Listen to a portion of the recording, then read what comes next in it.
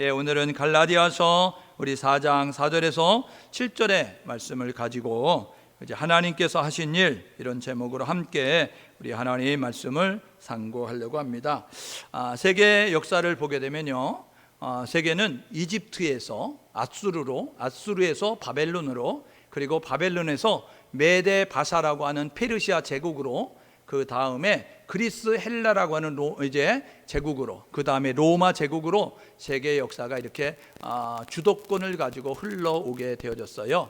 이집트, 애굽이 세계를 제패하고 있을 때는 아브라함의 후손, 이제 그 야곱의 11번째 아들 요셉을 통하여서 이 야곱의 식구들 70여 명이 내려가서 400여 년 동안 애굽에 살면서 국민, 나라를 만들 수 있는 국민의 숫자가 되는 그 일이 이루어지게 됐습니다. 그리고 나서 하나님의 약속한 젖과 꿀이 흐르는 가나안 땅을 향하여서 출애굽의 여정을 시작하게 되고, 가나안 땅에 들어가서 정복 분배를 통하여서 12지파가 땅을 분배받아서 그 땅의 문화와 그 땅의 사람들의 그러한 사상과 문화를 개혁하는 그 사명을 가지고 그 땅 가운데 들어가요. 그런데 이 가나안 땅에 들어간 이스라엘 백성들이 가나안 땅을 변화시키기보다는 가나안의 문화를 이제 받게 되는 것이죠. 세상을 변화시키라 라고 말씀하게 되는데, 세상을 본받는 모습을 갖게 되는 이스라엘을 향하여 하나님께서 주변 나라들을 몽둥이 삼으셨어요.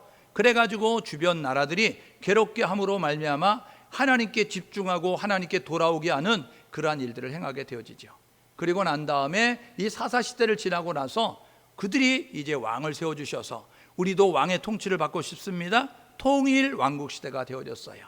사울왕과 다윗왕과 솔로몬왕 120년의 통일 왕국 시대가 되고 난 다음에 솔로몬 때 하나님이 이렇게 말씀하십니다. 야, 너의 행위를 봐서는 내가 지금 당장 나라를 쪼갤 건데, 그런데 너의 아버지 다윗이 내게 한 그 일을 통하여서 너가 죽고 난 다음에 그 일을 시행할 거야 라고 이야기했어요. 작금의 사태를 보게 되면 우리 한국 땅에서 벌어지고 있는 일은 하나님이 지금 당장 이 땅을 심판할 수밖에 없는 그러한 악이 관영하고 죄가 관영한 그러한 시대예요. 그럼에도 불구하고 하나님이 심판을 유보하고 하나님께서 심판을 하지 않는 것은 우리 믿음의 선조들, 믿음의 1대 2대, 그러니까 이 일제의 침범을 받기 전에 1800년도 말에, 그리고 일제의 침범하에서 일제 치하에서 신앙생활하고 있었던 우리 믿음의 어머니, 할머니 세대가 하나님 앞에 드려졌던 신실함과 진실함과 그러한 헌신과 수고로움을 하나님이 기억하셔서 지금 심판을 유보하고 있다는 사실을 기억하셔서 저와 여러분 모두가 골든타임 놓치지 말고 주어진 게 잘 붙잡고 한국교회 그대로 침몰하지 아니하고 한국교회 다시 부상할 수 있는 모습이 될 수 있도록 한국교회에 위하여 기도할 수 있는 우리 모두가 될 수 있기를 주님의 이름으로 축복합니다. 그래서 솔로몬이 죽고 나니까 나라가 반으로 갈려져서 북이스라엘, 남유다가 되어졌습니다. 그런데 갈려짐에도 불구하고 정신을 못 차리고 그들의 육체의 소욕을 따라 사람들을 의지하며 힘있는 나라에 빌붙어서 그래가지고 나라의 그러한 명맥을 유지하고자 하는 모습을 가질 때 하나님께서 선지자들을 보내시죠. 열왕기하 17장 13절에 보니까 선견자와 선지자들을 통하여서 말씀함에도 불구하고 열왕기하 17장 14절에 보니까 그들이 듣지 않았다라고 이야기하는 거예요. 그래서 북이스라엘에 가장 번성했던 여로보암 2세 왕 때 하나님께서 호세 아모스 선지자를 보내가지고 하나님께 돌아오란다, 하나님 말씀대로 살라고 한단다 라고 하나님의 뜻을 전달함에도 불구하고 그들이 귀를 막고 눈을 막고 그리고 마음을 닫아서 강팍한 심령으로 살게 됨으로 말미암아 북이스라엘은 아수르라고 하는 세계 최강국의 멸망을 당하게 되는 거예요. 그리고 난 다음에 남유다가 열왕기하 17장 이제 우리가 그 말씀에 보게 되니까 유다도라고 이야기하면서 유다 또한 이제 북이스라엘의 그 길을 걷게 되어졌는데 하나님을 등지고 떠나고 말씀을 떠난 그런 모습을 가지고 우상들을 섬기는 모습이었어요. 그러니까 이 아수르 다음에 세계를 제패하고 있는 바벨론 나라에 멸망을 당하게 되어집니다. 하나님께서 남유다에도 선지자들을 보내셨어요. 하박국 선지자를 보내기도 하고 미가 선지자를 보내시기도 하고 스바냐 선지자를 보내기도 하고 그러면서 하나님이 말씀하셨어요. 이사야 선지자는 이 남유다의 10번째 왕이었던 우시야 왕이 죽던 해부터 왕족 기적이었기 때문에 왕궁에서 활동한 선지자였는데, 이 우시야, 이 아사랴라고 하는, 이 아달랴라고 하는 그 선지자가 어떤 모습을 가졌느냐 하면, 그가 했었던 일은 뭐냐 하면 이렇게 이야기하는 거예요. 야, 먼 훗날에 고레스라고 하는 왕이 일어난다. 그 왕이 솔로몬 왕이 지었던 예루살렘 성전 재건한다 라고 이야기했어요. 이게요, 앞으로 150년 이후에 약 170여 년 전에 이제 후에 벌어질 일을 이야기하고 있는 거예요. 지금으로 말하면 지금 2020년도잖아요. 그렇잖아요. 2170년, 2200년도쯤에 야, 아무개가 날아나서 세계의 대통령이 될 거야 라고 이야기하는 것과 마찬가지라고요. 그런데요, 정말 이제 하나님께서 이사야 선지자에서 하신 말씀 그대로 이루게 됐습니다. 예레미야 선지자는요, 남유다의 20명의 왕 가운데 16번째 왕 때부터 20번째 왕 때까지 활동했던 선지자입니다. 그런데요, 이 예레미야 선지를 통해서 예레미야 25장 11절에 너희가 바벨론의 포로로 끌려간다 라고 이야기합니다. 그리고 예레미야 29장 10절에 뭐라고 이야기하냐면 바벨론의 포로로 끌려간 너희들의 기간은 70년이야 라고 이야기하면서 70년 차면 바벨론에서 돌아오게 된다 라는 것이 예레미야 29장 10절입니다. 여러분, 하나님께서 선지를 통해서 이렇게 말씀하셨어요. 남유다가 바벨론의 멸망을 당합니다. 그런데 정말로 70년 뒤에 이 세계를 제패하는 나라가 메데 바사라고 하는 나라가 등장을 하는 거예요. 그래서 이 바사의 고레스 왕이 되어졌을 때 어느 날 갑자기 이런 명을 내립니다. 우리나라에 있는 유다인들, 이스라엘 사람들 고국으로 돌아가고 싶으면 다 돌아가라. 돌아가서 너희들이 해야 될 일이 있는데 너희들이 섬기는 하나님의 성전을 다시 지어라. 모든 비용은 우리 왕국에서 다 된다라는 모습을 가지고 이렇게 1차 포로 귀환, 성전 재건할 수 있는 포로 귀환에 그러한 일이 있게 되어지고 2차, 3차 포로 귀환을 통해서 돌아오는 그러한 일들이 있게 되어집니다. 그리고 난 다음에 세계는요, 이 메데바사 페르시아 제국에서 끝나는 것이 아니고 알렉산더 대왕이 다스리는 그리스, 헬라 제국이 세계를 제패하게 되어집니다. 그래서 그리스 문명, 헬라 문명으로 세계의 영향 아래 있게 되는 그런 모습을 갖게 되고요. 이 그리스, 알렉산더가 죽고 나니까 나라가 신하 4명에 의해서 4등분 되어져서 갑론을박하고 서로 밀고 당기면서 힘겨루기 하는 그런 모습을 가지고 있다가 BC 63년경에 로마 제국에 의하여서 세계의 그런 주도권이 넘어가는 모습을 갖게 됩니다. 예수님은 이 땅 가운데 2번 오시는데 첫 번째 구원해 주러 오시는 초림의 사건이 이 로마 제국이 있었을 때 이루어진 사건이다 라고 말씀을 드릴 수가 있습니다. 여러분, 그래서 세계, 이 예루살렘 중심으로 해서 세계는 이렇게 흘러가게 된 거예요. 아수르가 이렇게 넓은 땅을 차지했어요. 천년 만년 되어질 것 같은 아수르 제국, 그러나 곧 바벨론이라고 하는 나라에 이렇게 제국이 되어지면서 바벨론 제국이 이렇게 넓은 영토를 차지하는 그런 모습을 가지고 있었습니다. 그 다음에 페르시아, 메데 바사라고 하는 페르시아 제국이 이렇게 넓은 지역을 다스리면서 그 땅에 있는 사람들을 이렇게 자기들의 그러한 마음대로 하는 모습을 갖게 됐어요. 이 페르시아 제국도 천년만년 가질 것 같았는데 그 다음에는 이렇게 그리스라고 하는 헬라라고 하는 제국으로 이렇게 영토가 점령이 되면서 지배받는 그런 모습을 갖습니다. 이러한 나라들도 이 그리스 헬라라는 제국도 결국은 로마라고 하는 나라에 의해서 이렇게 로마가 넓은 영역을 차지하면서 이 세계를 다스리는 그런 모습을 가지고 세계의 주도권을 가지고 영향력을 발휘하며 나아가는 그런 모습을 갖게 되어졌습니다. 오늘 본문에 보게 되어지니까 하나님께서 하신 일이 있어요. 4장 4절은 이렇게 시작합니다. 때가 참해라고 그렇게 이야기합니다. 중국에 그 나무가 있습니다. 대나무가 있는데요, 이 대나무는요 4년 동안 심겨지고 나면 전혀 싹이 안 나오는 거예요. 그래서 심겨졌는데 이거 계속 해야 돼 말아야 돼 할 정도로다 전혀 눈으로 보여지는 변화가 없는 것입니다. 성장이 없는 거예요. 4년 동안 자라는 것이 3cm 정도 자랍니다. 여러분의 손금, 여러분의 손을 펴서 보시면 이 세 마디 가운데 한 마디 정도가 한 3cm 정도 될 건가요? 그 정도 여러분 되는 정도로 싹이 나오고 대나무가 성장할 기미가 안 보이는 거예요. 그런데 희한하지요? 5년째가 되고 나면 이 4년 동안 3cm밖에 안 자랐던 그 나무, 대나무가 5년째가 되고 나면 하루에 30cm씩 부쩍부쩍 자라는 거예요. 그러면서 6주 만에 약 15m 되는 높은 나무로 성장을 하게 되는 겁니다. 여러분, 그러면 이 대나무가 성장한 것이 5년째만 성장한 겁니까? 아니면 심겨진 나무부터 성장한 것입니까? 많은 사람들이 생각하기로는요, 눈에 보이는 것만 가지고 성장했다라고 이야기하는데 그렇지 않다는 거예요.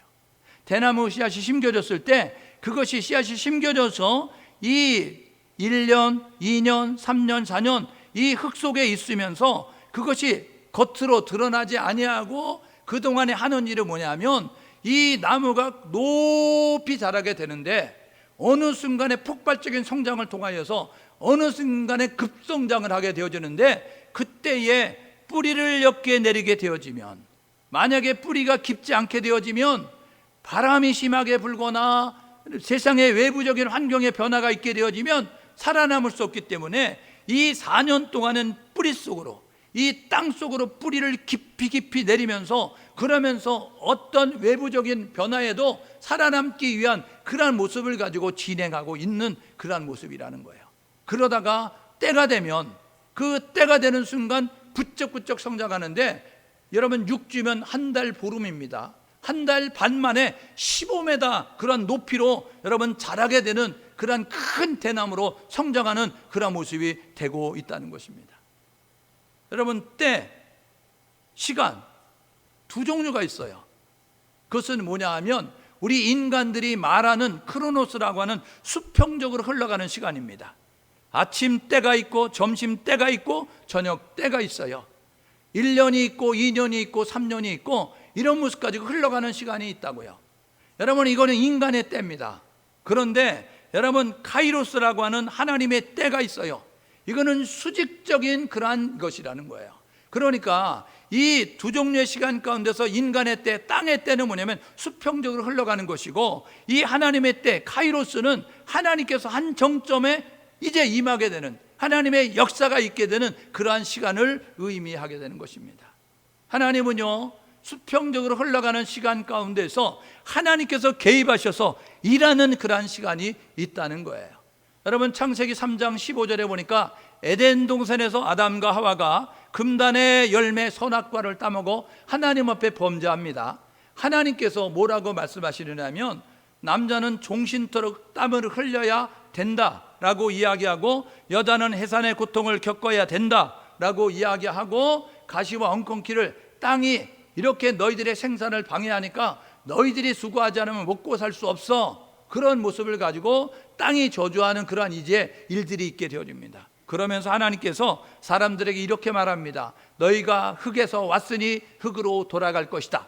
죽음을 이렇게 이제 하나님께서 예비하시고 말씀하시는 것을 보게 됩니다.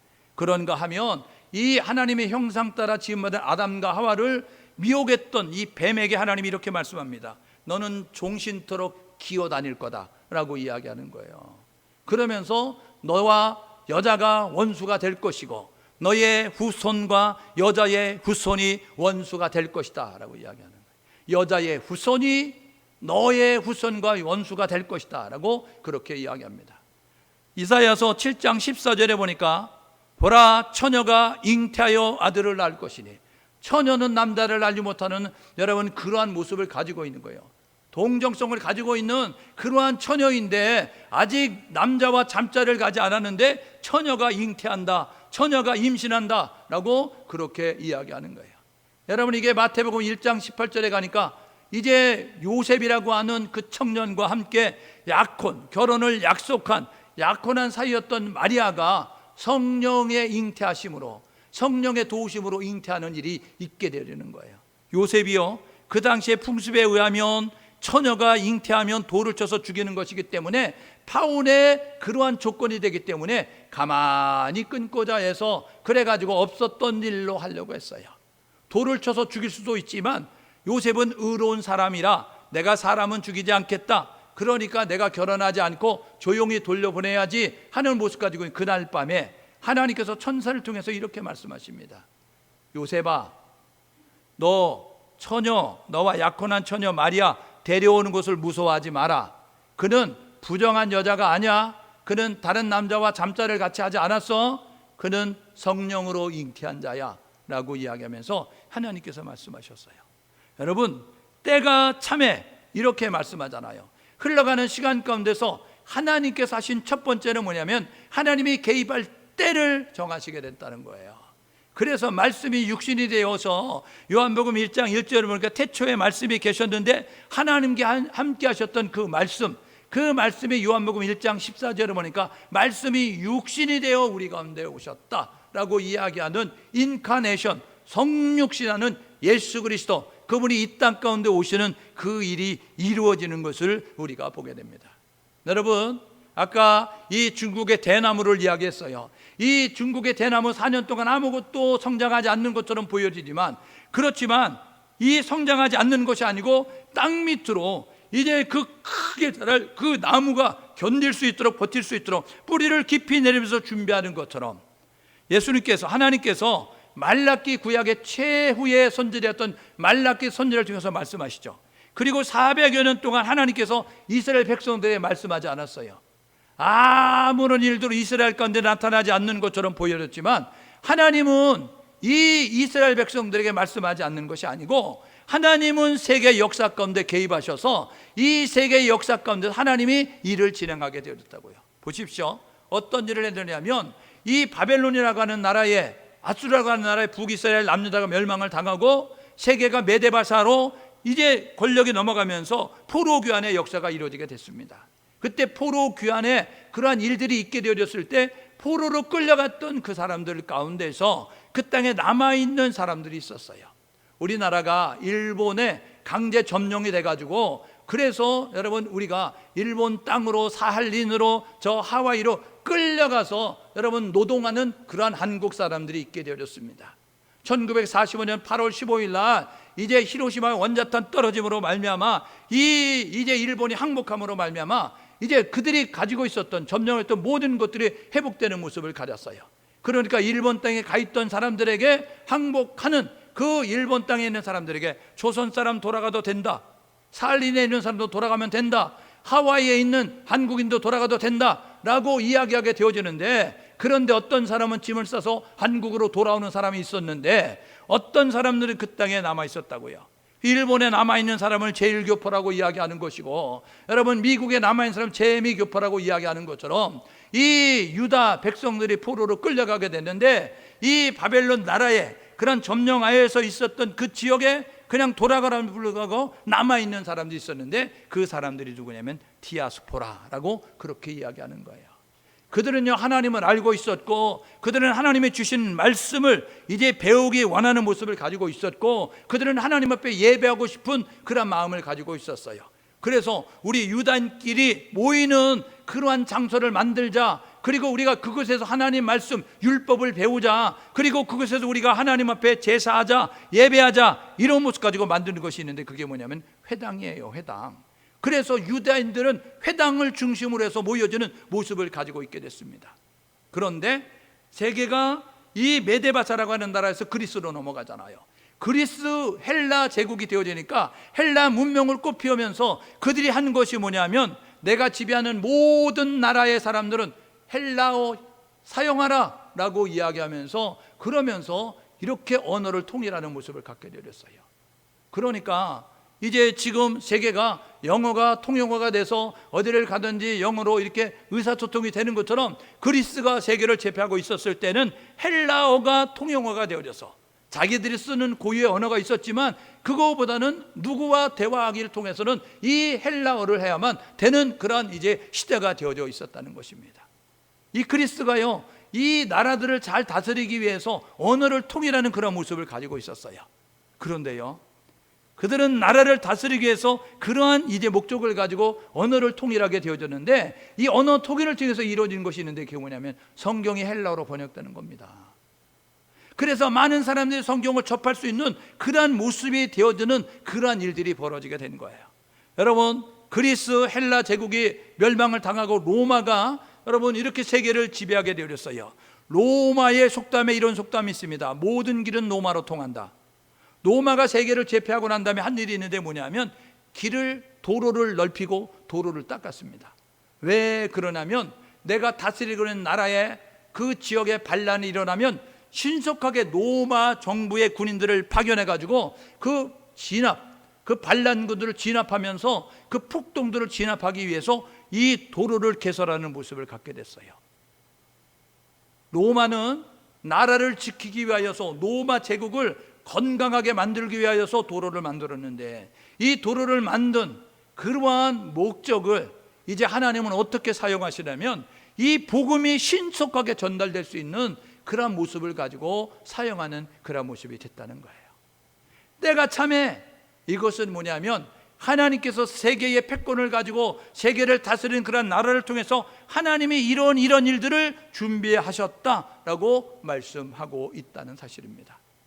여러분, 우리가 살고 있는 시대 때가 가까웠음을 보여주고 있습니다.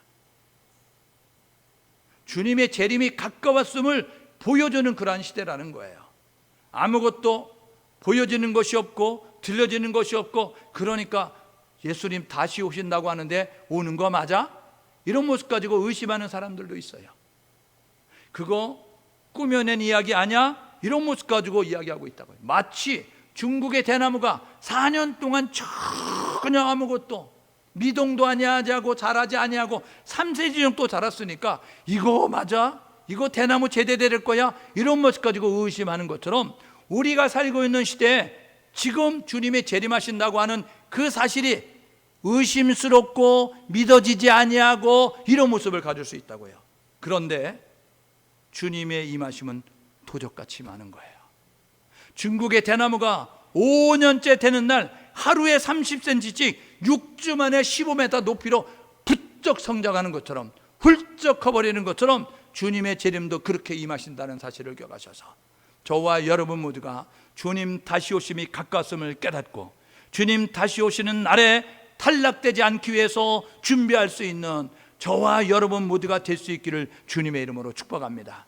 주님이 다시 오실 날이 가까워지면 운동 경기 하시는 거 보셨어요? 여러분, 권투 경기 할 때 보십시오. 권투 경기 할 때 1회전 공이 딱 울리게 되면요, 적을 향하여서 나아가서 손을 딱 마주치고 장갑을 딱 마주치고 그리고 잽잽을 날리면서 이제 이렇게 삭삭 이제 돌으면서 그러면서 탐색전을 벌이는 거예요. 이 친구가 어떤 전력을 가지고 왔지, 이 친구는 무엇을 잘하는지 그것을 살피는 모습 가지고 탐색전을 한 다음에 경기에 집중해서 시작하게 되어집니다. 왜냐하면 경기는 이겨야 되는 것이기 때문에 그래서 막 이제 몰아붙이고 주먹을 날리고 막 하게 되어지거든요. 그러면 맞는 친구가 있잖아요. 수세에 몰리는 친구가 있잖아요. 그래서 회를 거듭할수록 점수가 쌓여지면서 이대로 가면 경기가 끝난다. 이제 종반전이 되면 막판이 되어지면 어떤 일이 벌어지느냐면 지고 있는 사람은 어차피 이래지나 저래지나 마찬가지니까 모험, 승부수를 던지는 거예요. 그래서 지금까지와는 다르게 동작도 크게 하고 그리고 이제 모험을 하면서 마구잡이로 휘두르면서 들어오는 모습을 갖게 됩니다. 왜요? 이대로 끝나면 판정으로도 지든 승부는 기울어지는 것이기 때문에 어떻게든 남은 시간에 최선을 다해서 경기를 뒤집기 위하여 경기를 바꾸기 위하여서 열심을 다하고 이제 발악을 하는 그런 모습을 갖는 거예요. 이것과 마찬가지로 주님이 다시 오실 날이 가까우면 이 세상에 왕이 아님에도 불구하고 왕 노릇했던 이 사단, 귀신, 마귀, 악령은요 자기의 때가 얼마 남지 않음을 깨닫기 때문에 극악한 방법으로, 악랄한 방법으로 할 수만 있으면 택한 자를 넘어뜨리고 쓰러뜨리기 위해서 지금 여러 가지 모양을 가지고 이제 우리 가운데 찾아와서 일을 행하게 되어져요.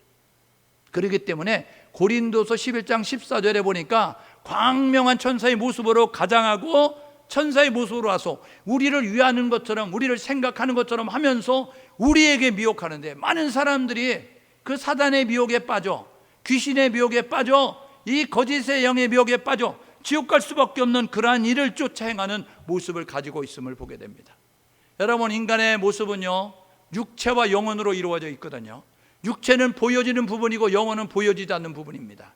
그래서 많은 사람들이 보여지는 육체가 전부인 것처럼 생각하면서 마치 남극, 북극에 가면 빙산 떠 있는데 수면 위에 있는 빙산의 크기가 전부인 것처럼 생각해요. 그러나 분명한 것은요, 수면 위에 있는 빙산의 크기보다 수면 아래, 눈에 보이지 않는 그 물속 아래에 있는 빙산의 크기가 크다는 사실입니다. 이게 뒤집어지면, 크기가 바뀌어지면 수면 위에 있는 것이 뒤집어서 물속에 들어갈 수밖에 없는 모습을 갖는 거예요. 여러분, 타이타닉, 그 세계의 최고의 건설, 그 조선 기술을 가지고 만들었던 그 당시에 여러분 어떤 곳에 무너져도 절대로 파괴되지 않는다 모습을 가지고 타이타닉호, 그게요 첫 항해를 출발하면서 침몰하게 됐습니다. 왜 그랬어요? 여러분, 빙산이 있다고 이렇게 사람들이 그 경고 신호를 보내줌에도 불구하고, 야, 이 배는 세계에서 가장 큰 배야, 야, 이 배는 세계에서 가장 훌륭한 기술로 지어서 이 배는 절대로 부서지지 않아, 이런 모습 가지고요 그 빙산을 향하여서 나아가는 거예요. 결국 빙산과 충돌하면서 깨어지지 않을 것 같았던 타이타닉호가 깨어지면서 1600여 명이라는 그러한 탑승자들이 대부분이 사망하는, 여러분 그 당시에 엄청난 그러한 해난, 그러한 이제 그 배 파손으로 인하여 죽는 그러한 일이 있게 되었어요.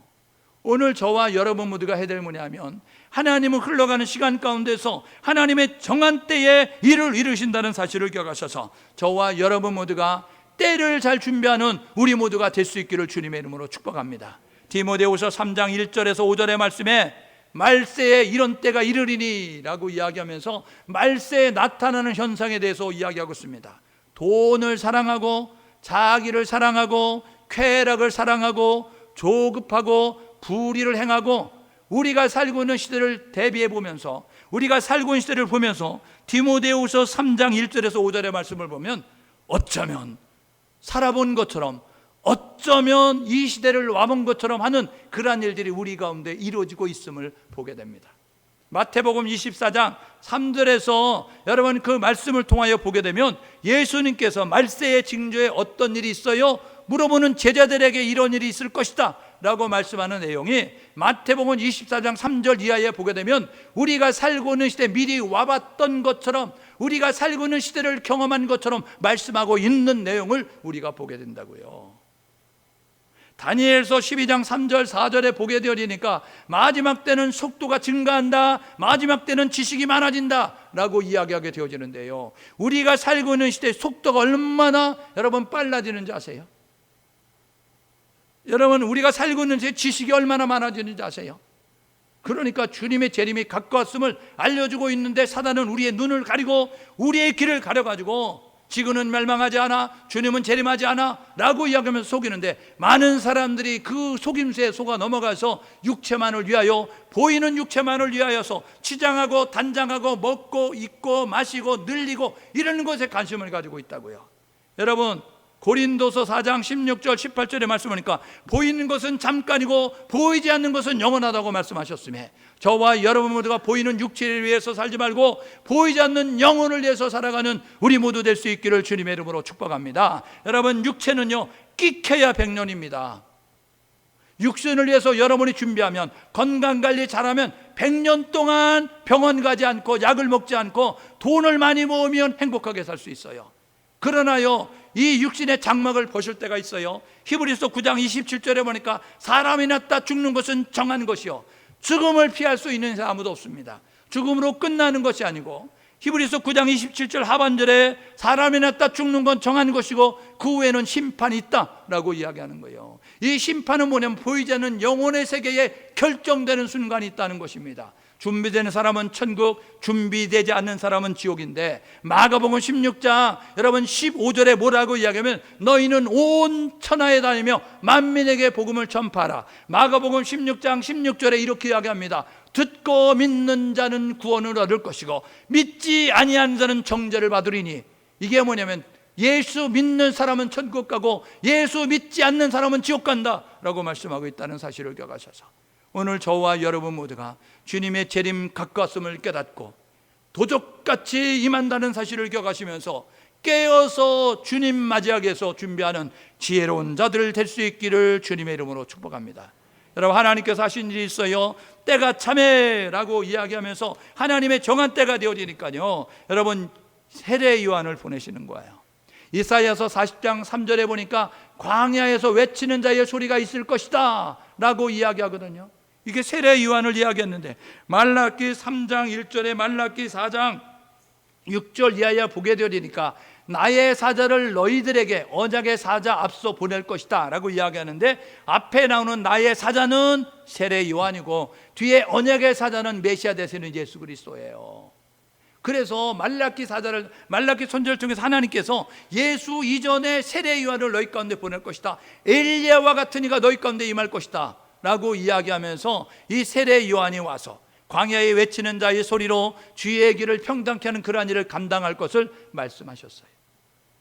그리고 예수 그리스도가 오내신다는 거예요. 오늘 4절에 보게 되니까 그렇게 이야기합니다. 때가 참에 하나님께서 그 아들을 보내셨다.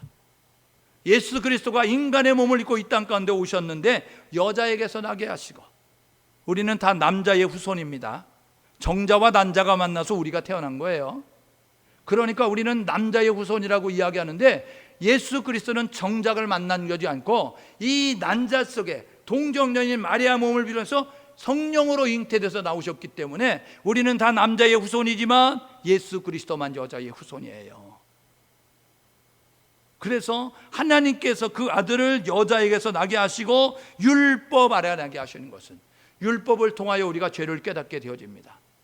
근데 율법을 지켜서 죄를 이제 다 사함받을 수 있는 사람은 없어요. 그래서 야고보서에 보게 되니까 율법을 온전히 지켜야 구원받게 되는데, 613가지 율법 가운데 612가지 지키고 한 개를 못 지켰다 그러면 612가지 지켰으니까 그냥 눈 감아주고 대충 얼버무리고 넘어가야지, 이렇게 판단되는 것이 아니고, 이렇게 판결되는 것이 아니고, 613가지 율법 가운데서 612가지를 지켰는데 613번째 율법을 어겼다 그러면 꽝, 모두 다 도루묵. 그래서 죄를 범한 것이다, 구원받을 수 없다라고 이야기하는 거예요. 그러니까 율법을 통한 구원이 없기 때문에 율법을 통해서 내가 죄인됨을 깨닫게 되니까 이 죄를 없이 할 수 있도록 예수 그리스도가 이 땅 가운데 오시고, 그래서 예수 그리스도는 율법의 완성이에요. 그래서 예수를 믿는 자가, 예수를 부르는 자가 구원받는 그런 역사가 있게 되는 것입니다. 여러분, 그래서요, 예수 그리스도는 하나님의 뜻을 이루기 위해서 이 땅 가운데 오셨어요. 하나님이 하신 일은 하나님의 뜻을 이 땅 가운데 진행하셨다고요. 여러분, 요한복음 6장 38절에 내가 하늘에서 내려온 것은 이야기하면서 예수 그리스도가 말씀합니다. 나의 뜻을 이루기 위한 것이고 하나님의 뜻을 이루기 위한 것이다. 히브리서 10장 9절에 보게 되어지니까 내가 하늘에서 임한 것은, 내가 하늘에서 이제 이 땅 가운데 내려온 것은 하나님의 일을 행하기 위함이다 라고 말씀하고 있어요. 하나님이 우리에게 원하시는 것은 뭐냐 하면 죄 사함 받기를 원하는 거예요. 죄를 지으면 감옥 가야 되듯이 우리가 살아있는 동안 죄의 문제를 해결하지 않으면 지옥 갈 수밖에 없는데, 우리를 사랑하신 하나님이 감옥 가는 거 원하지 않고 지옥 가는 거 원하지 않기 때문에 죄값을 대신 지불할 예수 그리스도를 인간의 몸을 입고 이 땅 가운데 오셔서, 그래서 우리를 대신에 십자가의 죽으심으로 말미암아, 그 보혈의 공로로 말미암아, 그래서 요한일서 2장 2절에 보게 되어지니까 예수 그리스도가 피 흘린 것은 우리의 죄를 위한 것뿐만 아니라 온 세상의 모든 죄를 위한 것이다. 예수 그리스도가 보혈의 피를 흘리는 것은 우리의 죄를 씻을 뿐만 아니라 온 세상의 죄를 위한 것이다 라고 말씀하고 있어요. 여러분, 예수 그리스도의 보혈이 우리의 죄를 씻는다는 사실을 기억하시고, 영접하는 자 곧 그 이름을 믿는 자들에게는 하나님의 자녀가 되는 권세를 주셨다. 요한복음 1장 12절 말씀하면서 우리가 하나님의 자녀가 될 수 있는 그러한 일을 행하셨다는 사실을 기억하셔서 하나님의 뜻을 진행하기 위하여서 이 세례 요한도 오셨고 예수 그리스도 오셨다는 사실을 기억하시면서 저와 여러분 모두가 오늘 본문 4절 6절 말씀에 보게 되리니까 우리를 속량하시고 우리로 아들의 명분을 얻게 하시려고 예수 그리스도가 오셨다, 이 사실을 기억하시면서 구원자 예수를 바라보고 구원자 예수를 믿고 구원자 예수를 이제 의지하며 나아갈 수 있는 우리 모두 될 수 있기를 주님의 이름으로 축복합니다. 세 번째로 하나님께서 하신 일이 있어요. 그것은 뭐냐 하면 하나님의 축복을 받게 하신다는 거예요. 오늘 7절에 보게 되니까 이렇게 이야기합니다. 뭐라고 얘기하면 아들이면 하나님으로 말미암아 유업을 받을 자. 하나님의 유산을 물려받을 자, 하나님의 그 일을 대신해서 행해야 될 자라고 이야기하는 것입니다. 여러분, 하나님의 자녀는요, 유업을 받은 자고 유업을 이을 자예요. 그러니까 여러분, 하나님의 자녀는 하나님이 주시는 평안과 기쁨과 생명이, 영생이 그 안에 있게 되는 모습을 갖습니다. 요한복음 13장에 예수님이 이렇게 말씀하시죠. 내가 너희에게 평안을 주노라. 내가 주는 평안은 세상이 줄 수 없는 평안이다 라고 말하면서 내가 너희에게 평안을 준다는 거예요.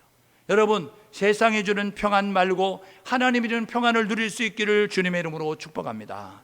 여러분, 세상이 주는 기쁨 말고 하나님이 주시는 기쁨을 누릴 수 있는 우리 모두 될 수 있기를 주님의 이름으로 축복합니다.